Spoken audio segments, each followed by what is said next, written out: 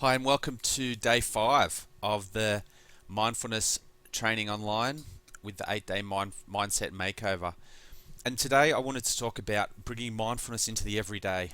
So, coming back down from the clouds, back down from the philosophical angles, the working with the subconscious, and working on the actual mindfulness aspects of integrating it into our mind. This is about bringing mindfulness into the everyday, which is about bringing mindfulness as something we do as we go about our daily life. So, as we're driving in the car, as we're doing transitions from home to the car, as we're commuting, as we're at work, lunch times, coming home from work, and settling down to the evening routine. Mindfulness can be present at all those times, and it adds a lot of value and a lot of calm. So, that was a big part of my mindfulness transformation, was to actually stop seeing it as just an activity I did, for example, like from 7 till 8 p.m. at night, and stop making it like an event, like going to football, but instead living and breathing football. Okay, it's not. It doesn't. The beauty of mindfulness is that it doesn't have equipment, or that's not attached to a place or a space. So you can slip into mindfulness pretty much instantly, regardless of where you are or who you're with or what you're wearing. And that's what we have to do. As we become more comfortable in slipping into mindfulness on a daily basis, it becomes second nature, and it actually becomes our first nature to be mindful. But again, that does take time. So it's a bit of a commitment, and it's having it as a daily focus. So our attention is on being mindful, and when you're frustrated or when you're challenged, you actually, one of the first things you do is go, "Oh, I'm mindful," and that will cause you to pause and reflect, and you will respond differently just by going, "No, no, I'm mindful." So you've got that um, automatic blocker of judgment and comparison with you by being mindful. So why do we do mindfulness each day? Well, simply put, mindfulness makes you a better person. It makes you more empathetic, makes you live in harmony with your other people at the workplace or in your family.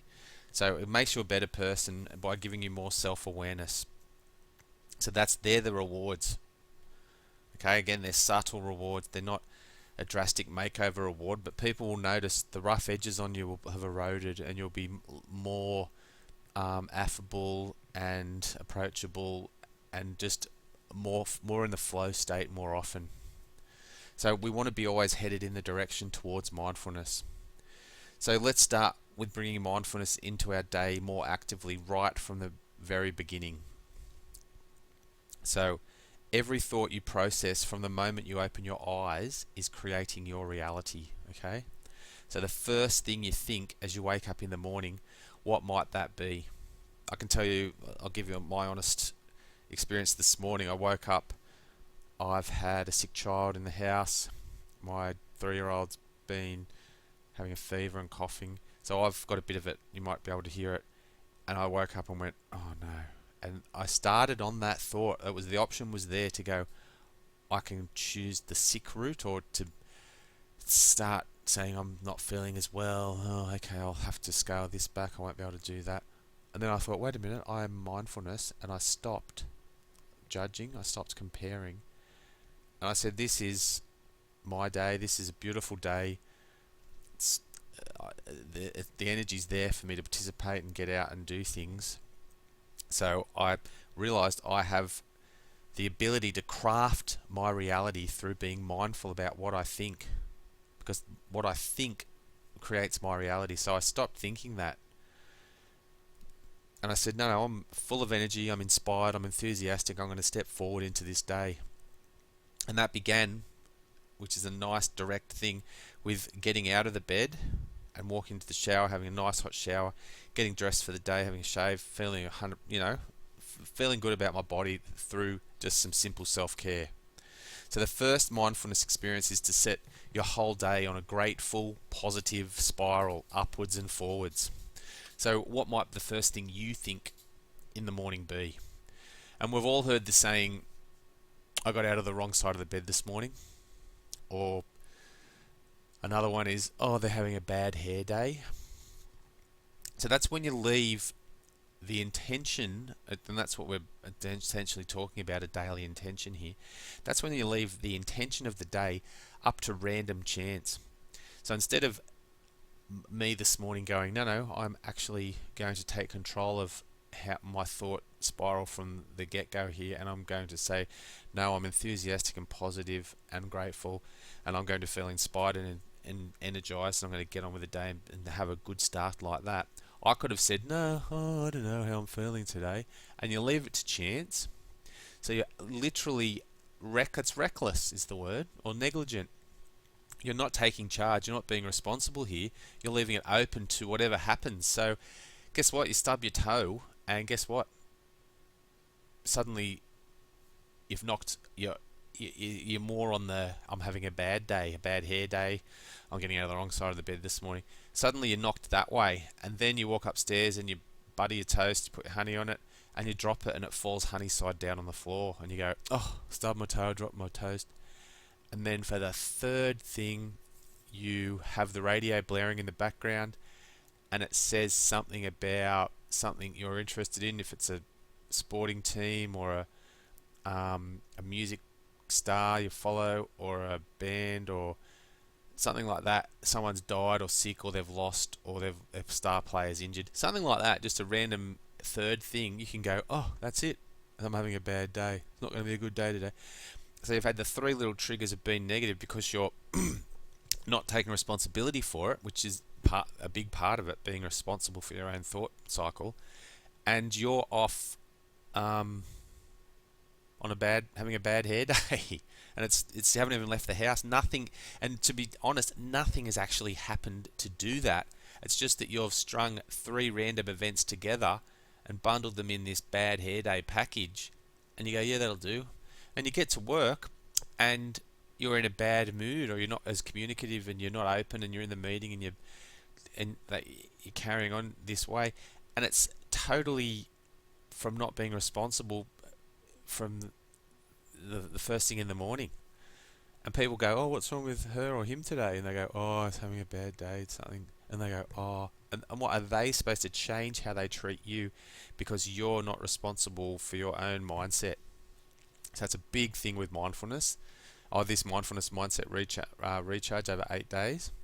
So when you leave open to the whim of the moment how you will feel for the day, it's not mindful, it's not meaningful, and you're leaving your presence and your energy almost, you roll the dice and you go, if it's an odd number, I'm going to be in a bad mood. If it's an even number, I'll be in a good mood. And even on that note, people do that. They gamble and say, oh, I'm not having a good gambling run. I'm not happy.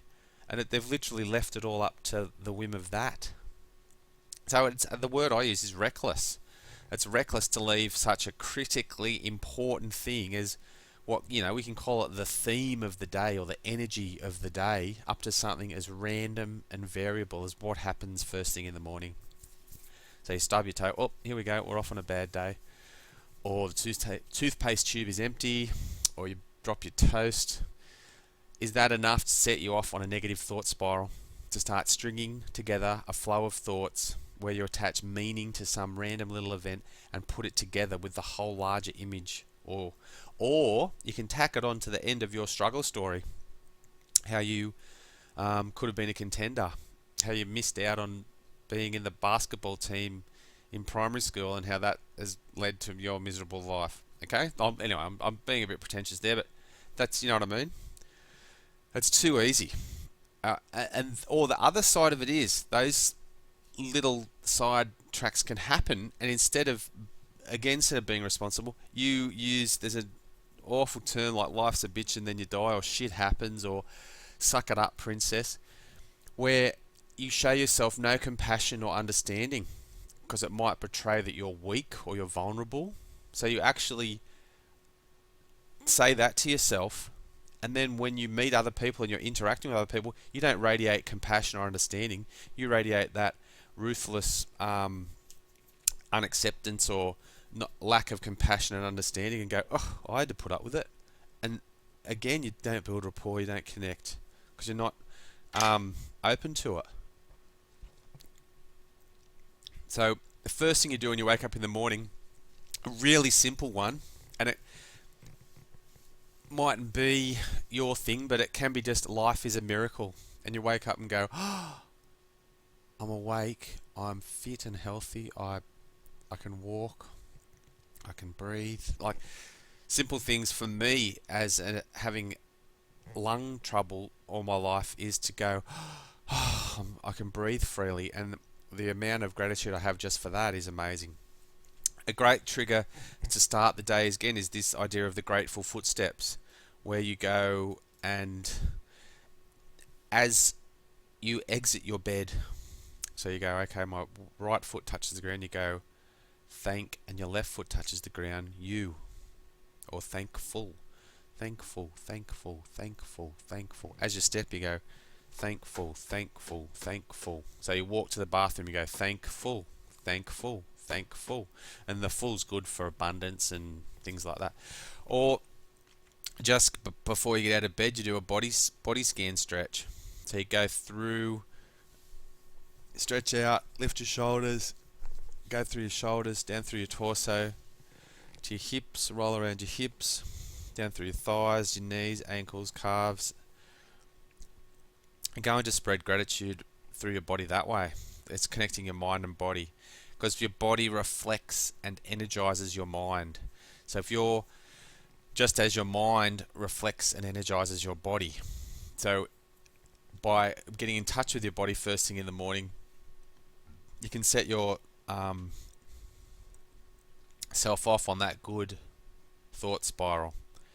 So I like to use the idea here again of, it's called a 5-minute focus on the mind-body connection, and it might be, and it can be so simple, and again these are the ones that work, can be just dropping forward in a forward bend.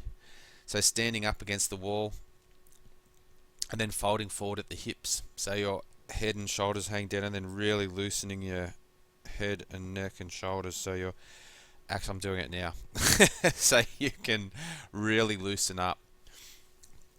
Another thing might be a small yoga practice, or just some neck rolls, or another great one for me is lying back on the ground, on the floor, back on the floor with your hips and butt right up against the wall, and then your legs up the wall. So legs up the wall, okay, with your hips and butt touching the corner of the wall, so you're getting that nice back stretch and leg stretch, and the inversion changes the flow of blood and drains the lymph out of your legs, so it really invigorates you that way.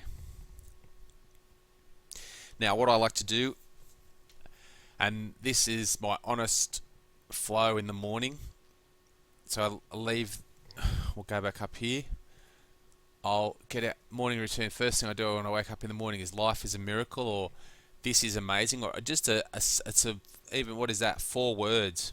It's just a tiny snippet of gratitude. Say, I made it again, you know what I mean, of gratitude, to say this is a beautiful one-off day. Then make your grateful footsteps. As you leave the bed, do a body scan stretch if you can while you're lying in bed. Then you do your grateful footsteps as you walk, do a 5-minute focus. Then we come over and I'll sit down at my desk and do morning pages.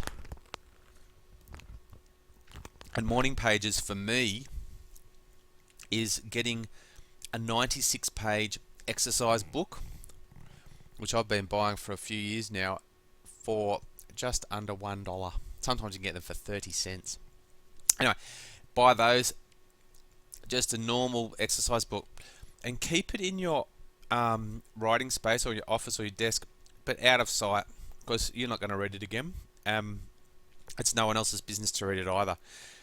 And what you do is you come to sit down, and this is straight after you're doing your grateful steps, so you're still in your pajamas, you're still sort of asleep, and then you just pick up a pen and start writing 3 pages, 1, 2, 3 pages. Stream of thought. It's a stream of thought journal, just whatever comes to mind. And let me background it for you. This is how I started mine this morning. Not feeling the best. Notice my nose is partially blocked. Might have Phoebe's cold. Hope I don't. Might take some garlic, but thinking, what will the garlic be like when I meet with clients? Have to go for 5k run tomorrow morning, have sore calf muscle. Should I run or stop and keep resting it so it heals fully? But I promised I would go with my other daughters for the 5k run, and they're very keen to go. Don't want to let them down. We'll probably go. See how that's stream of thought there. So you're literally putting through your hand onto the page that stream of thought, and that for 3 pages, it's really powerful. And what it does is give you clarity. It gets you creatively reflecting as soon as you get out of bed.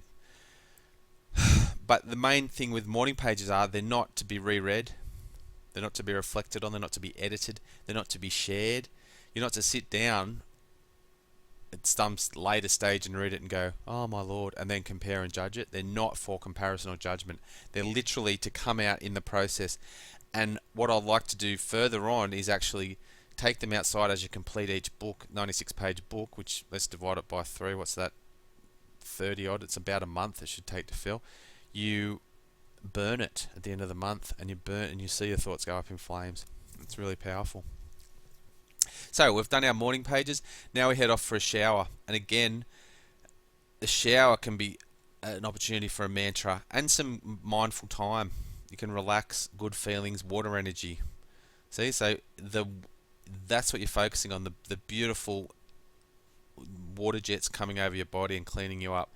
And some aromatherapy here is really important. Peppermint's wonderful. If you can get some quality essential oils, pure essential oils really make a difference.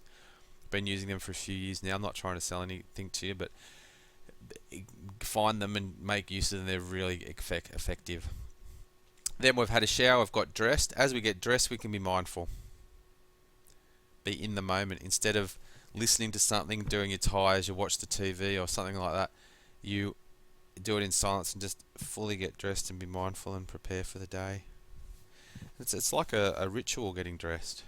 You can send yourself a prayer, like a small mindfulness gesture. So it's about, and then we go for breakfast. We have morning mindfulness eating, which we've talked about earlier, but the focus is on slow, deliberate attention. It's not on being distracted. And a big one for me, it's actually sitting down to eat. I've noticed a client of mine stands up, she eats breakfast standing up, day after day, eating standing up. So yeah, it's about sitting down and having the cutlery and a plate and doing all that, giving yourself the self-love to have a proper, slow, deliberate breakfast. Doesn't have to be a big, elaborate breakfast, but just a slow and deliberate breakfast. And again, we're mindful of the radio, we're mindful of music, we're mindful of the conversation, because we know how that can set us on different thought spirals, and especially listening to news radio or political argument in the morning can be just toxic, as well as some types of music just aren't helpful, or too much advertising again. So here's another life hack for mindfulness, is delaying your coffee until mid-morning, because we don't need it. You'll have a natural energy, a natural buzz just from the morning. Your body's all detoxed and pure, so delay your coffee. See how you go till 11 a.m. or till morning time, and instead of having one as soon as you get out of bed and then having another one, and then you're on your second or third, have your first one at 11 a.m. Watch how that affects your day. Then I've got some, so we're still at home, we still haven't left. We've got these 3 60-second things, all right, and these are the final ones of this package, this day 5. 60 seconds to look at your vision board.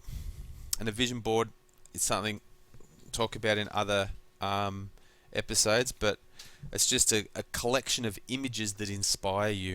It might be your holiday destination, objects you desire, things like that. Okay, so 60 seconds there just to flush that into your mind.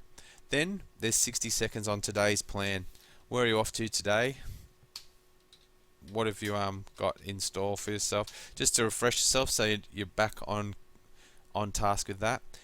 And then finally, 60-second affirmations. And these again can be something you have set aside, and you pick a mantra for today. And it can be as simple as I create my life. And these are beautiful fallback positions for when if you're rocked with if something knocks you off kilter, or you didn't expect something, and if you feel yourself falling into a negative thought spiral, you can go back to your mantra for today, and it can be, I create my life. I create my life. It's not whether I get promoted or whether I get chosen for the team or what someone says to me. I create my life. They're empowering, dynamic. I control how I feel. I use mindfulness to grow stronger. Beautiful affirmations. And don't underestimate affirmations. People laugh or people mock them as meaningless, but repeated over time, these three here, like if imagine saying I create my life 6 times a day for 6 years, that's 3,000 times you've said it. It can be massively transformative. And finally, as we leave the house, we give a nod to the law of attraction. And we say, I am open to the law of attraction. I bring abundance, I bring wealth, I bring prosperity, I bring success, I bring joy, I bring happiness to my life. That's what we say. Okay? That's what we bring to our life. And as you draw the energy just as you radiate it outwards. So as you radiate that beautiful energy out, you draw it towards yourself. And at the same time as being mindful. So there's some fantastic ways to start the day and bringing mindfulness into your everyday. This is day 5 of the Mindfulness Mindset Makeover. I'll see you tomorrow for day 6. My name's Bren Murphy from Mind Body Calm. Thank you very much.